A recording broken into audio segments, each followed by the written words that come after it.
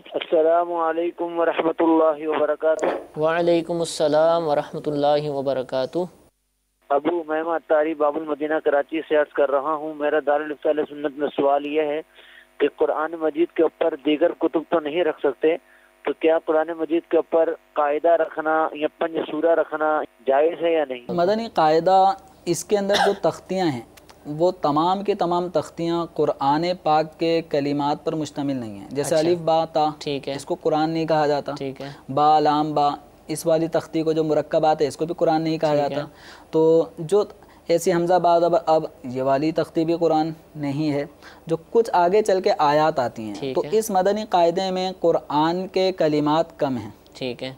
اسی طرح مدنی پنج سورہ ہے، مدنی پنج سورہ میں جو 5 صورتیں ہیں جن کے فضائل ہیں، پھر اس کے علاوہ دیگر اور امیر اہل سنت نے اوراد وظائف لکھیں، تو یہ خالص قرآن، یہ مدنی پنج سورہ کا جو مواد ہے وہ خالص قرآن والا نہیں ہے۔ ٹھیک ہے، تو اس کو مدنی پنج سورہ کو یا مدنی قاعدے کو یا اوراد و وظائف کی دیگر کتابوں کو قرآن پاک پر نہیں رکھیں گے، نیچے رکھا ان جائے، کو قرآن سے نیچے رکھا جائے گا۔ صلو علی الحبیب صلی اللہ تعالی علی محمد۔ مجھے اپنی اور ساری دنیا کے لوگوں کی اصلاح کی کوشش کرنی ہے انشاءاللہ عز و جل۔